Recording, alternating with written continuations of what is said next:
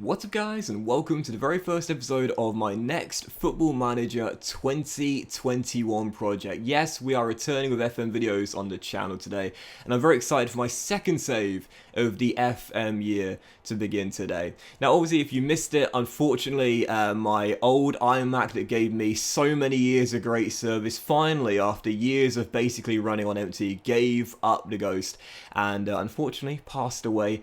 Because of this, my Fulham save was saved locally and not in the cloud, and therefore I cannot get it back. Now, real briefly, without giving too much away, I am working on a possible way to retrieve it, but it's a bit of a pipe dream as for now, so don't get your hopes up too much, but never say never. Maybe it will return at some point if I get a little bit of luck in attempting what I'm attempting to do.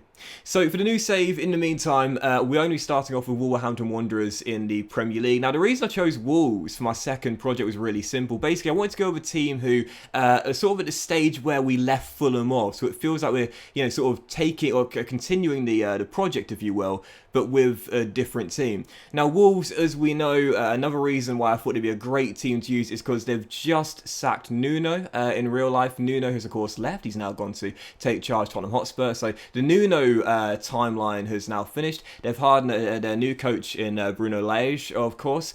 And of course Wolves have their own identity, like we were building with Fulham as well. Molineux right now, of course, they're known for signing quite a lot of Portuguese players. They've got quite a lot of Portuguese players in their current first team squad right now. They do play some pretty entertaining football at times, but also last season, another really appealing aspect as to why I wanted to choose Wolves is because you probably say they were pretty underwhelming, especially on the offensive end. Last season they finished in 13th place in the Premier League, and for a side who you would probably say with the quality at their disposal should be attempting to qualify for the Europa League, that's a pretty underwhelming and disappointing season, especially when you throw into the mix that they only scored 36 goals all season long. And for the attacking threat they possess up top, that's a real disappointment to know they couldn't even average a goal per game. So I thought Wolves would be an excellent choice to use, a side that you'd probably say are around the same amount of quality as we left our Fulham side off, a team that are going to need to transition now with their new manager, Bruno Lage, a side that have their own identity, but we also want to put our own stamp on things, as well as continuing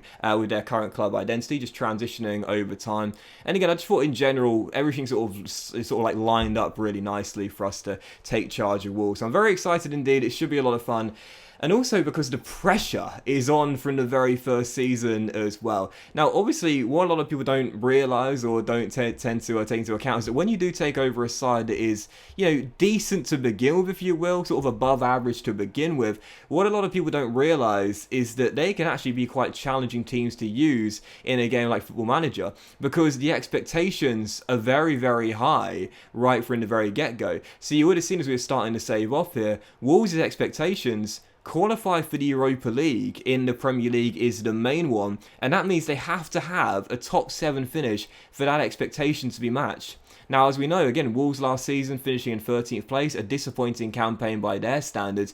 It means for in the very first season, if we can't get a top 7 finish, we're going to be under pressure in the very first season. So I really like that as well. Like, instead of taking on a side who, like a Sheffield United, for example, or like a Fulham that we were using, where the minimum expectation was just to fight bravely against relegation, we knew that even if we were to get relegated and go down like we did last year in our Norwich save, it's not much pressure on us really, because we'll still be in the job next year. But for Wolves, it's totally different. If we can't finish in the top 7, there's a good chance we won't last our first season at Molineux. So I'm really excited for the challenge with Wolves. It should be a lot of fun, and I'm really looking forward to it. So now, obviously, as we know, Wolves do tend to play a 5 at the back system, tend to play a 5-3-2 or a 5-2-3, depending on what formation they're using at the time. Obviously, I don't tend to play 5 at the back very often in FM or 3 at the back. I tend to ordinarily always stick to 4 at the back systems.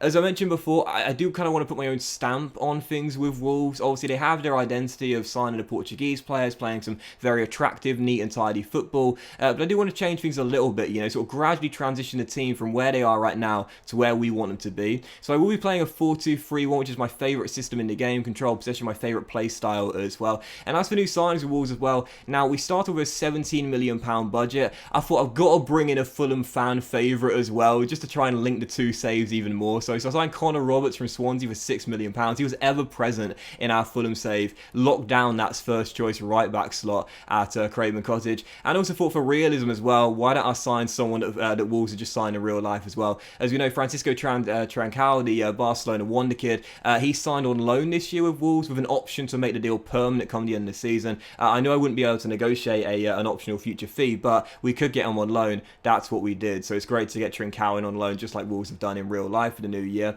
Also, we sold Romain Saez, the Moroccan centre-half. I was totally fine letting him go. He was in the final year of his contract. You could definitely say I undersold the guy. There's no doubt about that. He's only 29 and pretty decent, but he was on a relatively pricey contract, and I felt, you know, being 4th/5th choice centre-half, if we do transition to playing with 2 centre-halves and not 3 centre-halves, he's not going to get much game time in the final year of his contract. I just wanted his salary off the books and some money to come along as well. So we sold him to Monaco for £10 million, and we replaced him with a veteran dressing room leader. Yes, if you're a new viewer to the channel, you'll learn very, very quickly that mental attributes are the most important attributes to me in the game. And I you know, my transfer philosophy, I like to sign the youngsters, I like to sign the wonder kids, I like to sign the young talents to develop for the future. Look, I'm an FM player, everyone likes to do that, but also as well, I do like those leaders, I do like those veterans with international experience, and I thought, hey, Wolves like to sign their Portuguese players, we have a bit of a leadership void here at Molineux right now, or so I'd say. Let's get someone in with over 100 caps for Portugal as a new 4th choice centre-half, 38 years old, with my favourite stat in the game, determination, being 20 maxed out. You probably knew who he was without even showing you. Bruno Alves coming in. Sorry, 96 caps. We had over 100 caps. 96 caps, but either way, he's absolutely slow as hell. But he's still got great strength and jumping. Technically as well, not too bad either at 38 years old, but mentally is where he excels. For the most part, he'll be a squad centre-half here. So much experience in so many different leagues, and for 400 grand as well. Yeah, as a veteran dressing room leader, I'm excited to see what he can bring. So for our free signings,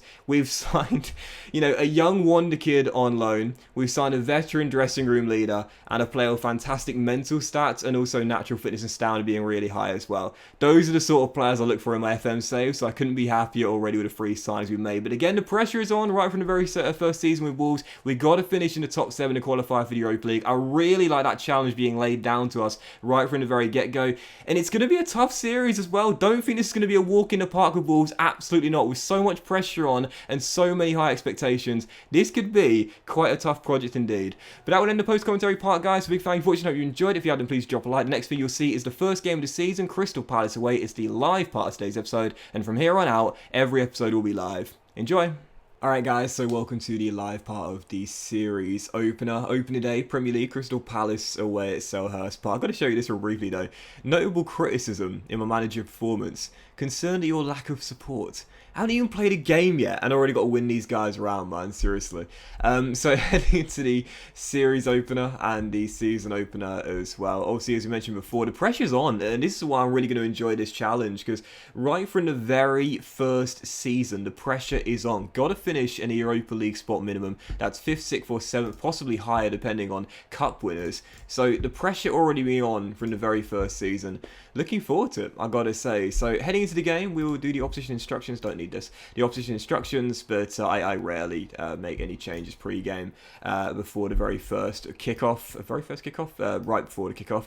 And heading to the game, as we know, just a 1 injury so far. Johnny's got that long-term injury. Won't see him for the first half of this season. So we will play the 4-2-3-1 that we set up. Obviously, I will tweak things here and there. Now, obviously, again, Wolves playing that 5 at the back system. I want to give Wolves a little bit of a new identity, but take it in stages. But tactically, I just prefer controlling possession and playing the 4-2-3-1. This is what's always served me well in FM. My go-to formation, my go-to system. Let's see how we get on. So this will be our team for the opening day. Patricio in goal, but for his like Nuri, Bolly, Connor Cody the captain, Nelson Semedo with Neves and Dendonka through the middle. Pedence on the left, Trinket Trincao makes his debut on the right-hand side, and Willian Jose supports Raul Jimenez up top. I think Raul Jimenez needs to bang in at least 15 goals this season for us to have a chance finishing in the top 7. On the bench, we've got Ruddy, Kilman, Marcal, Connor Roberts, João Moutinho, Morgan Gibbs White, Traore, Neto, and Fabio Silva as well. First game of the season, Crystal Palace away, and again, pressure on from the very first match. Come on, Wolves. Oh, and look at the graphics on my new Mac, by the way. It's not lagging much. And they're pretty crisp, aren't they? They're pretty crisp graphics. Obviously, if you're a new viewer to the channel, I do play on 2D, but the replays are on 3D. But I tell you what, after years and years and years of terrible graphics, we might have a slight improvement here in this series. Do you know what, though? I don't like the 2D. I don't know how the 2D looks anymore. That's something which I wish FM would understand, man. There are many of us that are set in our ways. Many of us that refuse to change. Many of us, dozens, who will always be 2D players. I wish they'd improve the look and the feel of the 2D. As Fabio Trincao almost got a goal in his debut. Come on, son. Sorry, Francisco, not Fabio. Not a great start on match day 1 as a new signing when your new manager can't even remember your first name. I think I was thinking of Fabio Silva maybe. That's the excuse I'll use. Anyway, 0-0, 90 minutes in. Daniel Bedent with the corner, whips one to the centre. Header clear, but that should be picked up by Nuri, which it is. Can we get a goal in this first half of the first half? Then Donker back to Nelson Semedo. He should slide it down the right to Trincao, which he does. Now back in to Ruben Neves. Playing some decent football, to be fair. And again, this is what we want to see. Playing entertaining football is part of the board's philosophy. And at the moment, we're looking very comfortable in possession. Semedo gets into the area. Jimenez off the crossbar, but turns in the rebound. I say 15 goals. I'd love it if he can get 20. Do that, and I think we will be in the top 7. Willian Jose will be in that advanced playmaker / attacking midfield role. As I said in my Fulham save, I always find those advanced playmakers in this year's FM just seem quite underwhelming at times. But Jimenez will, of course, continue to be our starting striker, no doubt about that. 29 years old, but he's got some incredible stats. Pressure's on the Mexican this year, I think. Again, 15 goals, somewhere between 15 and 20. And I think that could be enough to fire us into the top 7. Obviously, Wolves' big problem last season was the fact they didn't score enough goals. They only had 36, I believe, all season long. So, as Batshuayi's played through and drills it past Patricio at the near post, I think that is probably the one area which did concern me at the start of the season. When you look at the attacking quality we've got and the players on the bench that we can bring on, such as Adama Traore, I don't see why it would be a problem this season in the game. Defensively is a concern though, as Batshuayi loses volley and drills it in. I think we will score more than 36 goals this year, no doubt. I think we will score a lot, but defending, that's my concern. Free kick, Palace, Eze floats one in, and Reed Avowed heads in from the former QPR, man. 2-1 down. What did I say about pressure? Come on, mate. Seriously. I take a point on the opening day. Just something positive of some kind. Losing in a game we should be targeting all 3 on match day 1. Not exactly going to win my doubters over this way, am I? As Batshuayi's through, and he should have made it 3. Jeez. Like I said, I want to give Wolves a bit of a new identity, but transition the team over time. I think based on what I've seen in match day 1, we're going to need to do things a little bit quicker. But as Jimenez tries to win it back, Crystal Palace get the rub of the green. Now Batshuayi's through, and that will do it. Missed the golden chance, doesn't miss this one. Like I said, the reason why I was excited about using Wolves is because right from the very first season, we're under pressure. Right from the very first game, we're under pressure, leading in the first half. We've now surrendered that and a 3-1 down. Great ball by Hero, to be fair. And Batshuayi doesn't miss twice. Man, well, I tell you what, if we don't sort this out very quickly, then I might be searching for job vacancies sooner rather than later. You know, I've never been sacked in FM in any saves I've done for YouTube before. As Trincao gets a goal on his debut, you love to see that. The man on loan from Barcelona gets on the end of Jimenez's flick on, but I've never been sacked in an FM save before. The odds on this being the first, I'd say, are pretty high. Great flick on by Raul. Francisco with a finish. Cracking game on the opening day. Can we find a leveller? Come on. 4 minutes to go. Don't think we're going to get a late chance, though.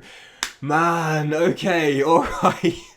I talked about pressure being on from the very first season. We've just added to it by losing on the opening day to Crystal Palace away. Okay, alright, I'm far from pleased with that result. Let's motivate most of the boys. This was not the start I wanted. As I mentioned, I think we'll be okay in front of goal, but defending does give me cause for concern. And already, João Moutinho leaking to the press how furious I was with the team's performance on match day 1. I lost my rag on match day 1. Welcome to Molineux, baby. Pressure on straight away. But that was this episode of the FM Save, guys. Big thank you for watching. I hope you enjoyed the series. Even if you had, then please do drop a like. Much love to you. Have a fantastic day. And I don't think I can leave it too long before we come back again. So I'll tell you what, when we come back with Burnley at home, and then Arsenal at home as well. Those will be 2 big games there based on the start we have. And yeah, let's see how we get on in our first games off camera, and then back with the Clarets and the Gunners as well. Have a great day, guys. Much love to you, and I'll see you for the next episode of our FM Save with Wolves, where already going into episode 2, I might be fearing a sack. Have a great day, much love, and I'll see you very soon.